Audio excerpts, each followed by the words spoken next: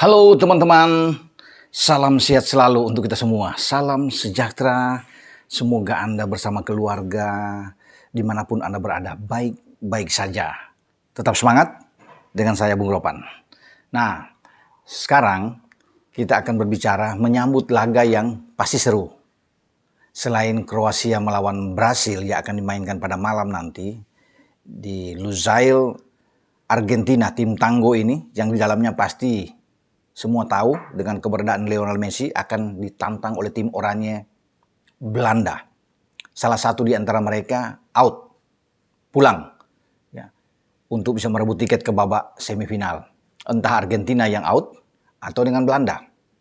Ini mendebarkan ya, untuk mencari satu tiket lolos ke babak 4 besar.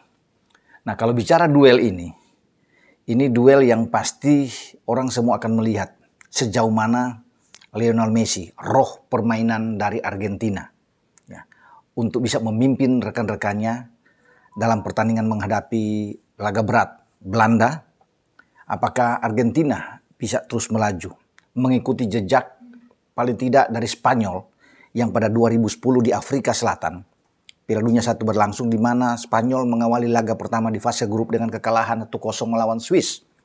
Setelah kekalahan lawan Swiss itu mereka bangkit dan tidak terkalahkan sampai mereka melaju ke babak final dan mengalahkan Belanda ketika itu dengan 1-0. Padahal posisi ketika itu Belanda sedang bagus-bagusnya. Mestinya Belanda bisa menjadi juara dunia ketika mereka untuk ketiga kali melangkah ke babak final setelah tahun 78 dan 74 dan 78. Tapi mereka tidak bisa mendapatkan itu. Kalau Arjen Robben ketika berhadapan one on one dengan Casillas bisa melesatkan gol, Belanda akan juara. Tapi dipupuskan akhirnya oleh Spanyol lewat gol Anders Iniesta. Ini menyakitkan bagi Belanda dan saat ini Belanda ada di babak 8 besar.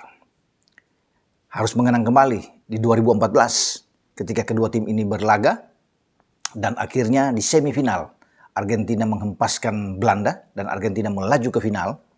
Di saat yang lain itu Jerman mengalahkan Brasil dengan kemenangan yang penuh bersejarah 7-1 dan Argentina di final dengan Lionel Messi-nya yang juga sangat berambisi ketika itu dipupuskan lewat gol Mario Götze di perpanjangan waktu dan Jerman bisa menjadi juara. Messi gagal walaupun dia bisa menjadi pemain terbaik tapi ada tangisan dari dia tidak seakan-akan tidak ingin menjadi pemain terbaik, yang dia ingin adalah membawa Argentina juara dan tidak kesampaian. Sebagai seorang bintang, peraih 7 Ballon d'Or, tentunya saat ini adalah kesempatan. Ketika mereka bangkit dari kekalahan lawan Arab Saudi, mereka sudah berada di 8 besar dan mengincar posisi 4 besar. Namun mereka harus bisa melewati rintangan terberat, tim Belanda yang dipegang oleh sang pelatih Louis van Gaal. Menarik memang, pelatih senior seperti Van Gaal akan bertarung dengan pelatih muda seperti Lionel Scaloni yang mengarsiteki Argentina. Bagaimana respon dari Louis van Gaal? Pasti mereka sudah tahu. Van Gaal juga tahu apa yang harus dilakukan terhadap Argentina. Argentina akan coba untuk menguasai permainan. Intensitas serangan pasti Argentina akan lebih banyak. Bukan berarti Belanda tidak bagus. Belanda punya kesempatan ketika mereka tampil baik, ya, dengan mengalahkan Amerika Serikat. Saya bisa melihat bahwa peningkatan ini luar biasa bagi Belanda ketika dibanding dengan fase grup, ya. Dan ini harus dipertahankan performa mereka untuk menghadapi Argentina.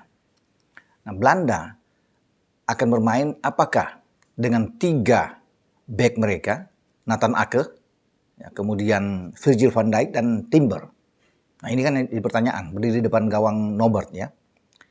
Belanda bermain dengan 3-4-3 atau 3-4-1-2 karena David Klaassen, pemain Ajax ini akan berdiri mungkin saja di belakang 2 pemain depan di lini serang Belanda. Ya, ada pemain muda yang sedang naik daun, Cody Gakpo dan Memphis Depay. Di belakangnya David Klaassen. Kenapa Klaassen berada di sini? Karena tenaga dia sangat diperlukan. Klaassen ini bisa bermain dengan mobilitas yang tinggi. Ketika ditekan Belanda itu dia akan cepat untuk bisa bersama-sama turun ke belakang untuk bertahan dengan bagus. Kuat dalam bertahan. Ketika Belanda menekan, dia juga kuat dalam hal menyerang. Jadi ini perlu David Klaassen ini. dia harus bisa melapis, dan Van Gaal harus memainkan 4 gelandang. Kalau bermain dengan 3-4-1-2 itu harus kuat. Nah, melihat Belanda main dalam beberapa pertandingan, saya kira Frenkie de Jong akan menjadi inti roh permainan dari Belanda di tengah. Dia akan menjadi penyeimbang untuk bisa mengatur Belanda, ditemani oleh Martin de Roon. Sebenarnya di sana ada Berghuis yang bisa bermain, tetapi Martin de Roon saya pikir lebih oke di dalam bertahan dan menjaga kedalaman. Nah, di sisi flank atau bermain dari sisi sayap tetap akan dipertahankan, tidak ada perubahan ketika kedua pemain ini fit dan bugar. Denzel Dumfries akan ada di kanan dan Daley Blind yang akan bermain dari sisi kiri. Dua pemain inilah yang selalu akan membantu serangan Belanda untuk memberikan crossing terhadap Memphis Depay atau terhadap Cody Gakpo. Dengan formasi seperti ini saya pikir Belanda oke ya. Nanti mereka jangan terlalu terburu-buru untuk bisa jual beli serangan, bermain lawan terbuka dengan Argentina, tentunya ini akan mengandung resiko. Walaupun Belanda bisa melakukan itu, karena Belanda sudah tidak identik lagi dengan permainan total football mereka, sudah nggak ada. Ya, Belanda bermain secara normal karena pemain-pemain mereka tidak mendukung untuk hal itu.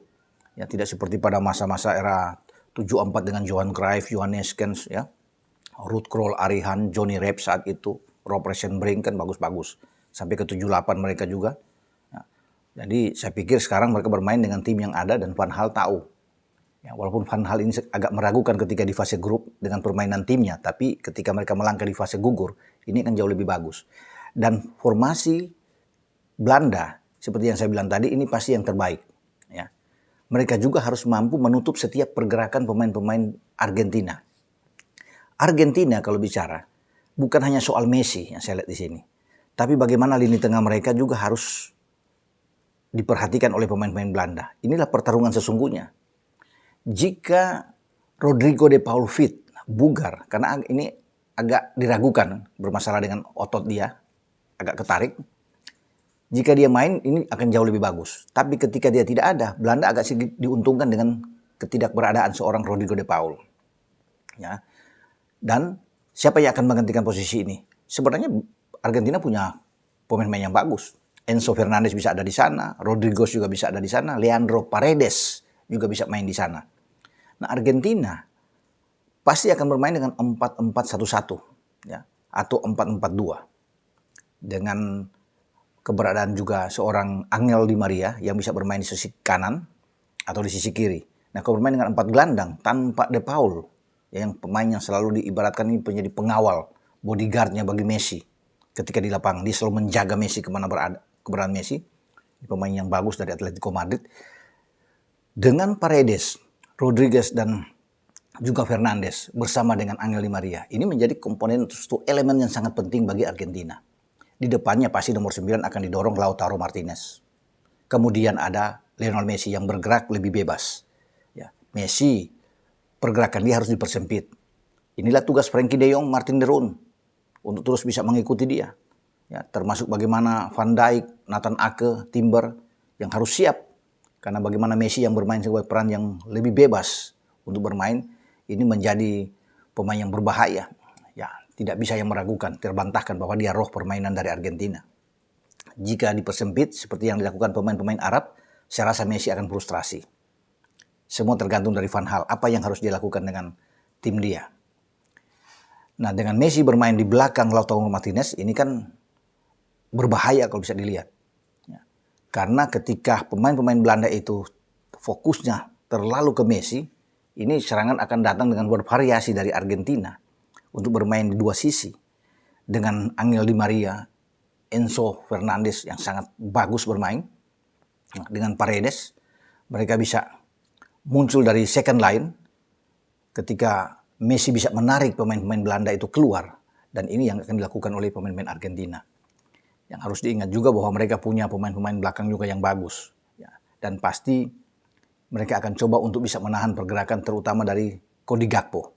Inilah tugas dari pemain-pemain belakang Argentina juga. Otamendi yang ada di sana. Lisandro Martinez atau Christian Romero. Kita tidak tahu. Ya. Apakah Scaloni berani bermain dengan 3 back dengan Lisandro Martinez, kemudian ada Otamendi dan Romero? Saya pikir tidak. Mereka akan tetap bermain dengan flat 4 pemain belakang. Ya, entah Juan Foyth mau di kanan atau Molina yang tampil lebih dulu atau Montiel yang akan berada di kanan, tapi di kiri posisi ini akan diambil sepenuhnya oleh Marcos Acuna. Dengan Acuna ada di kiri, dan ini pemain berbahaya. Sangat cepat juga Acuna ini, itu bisa membantu serangan dari sisi fullback.